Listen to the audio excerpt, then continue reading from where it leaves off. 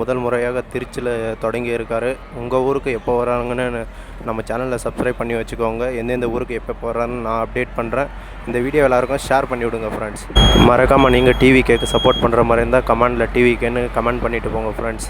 Okay.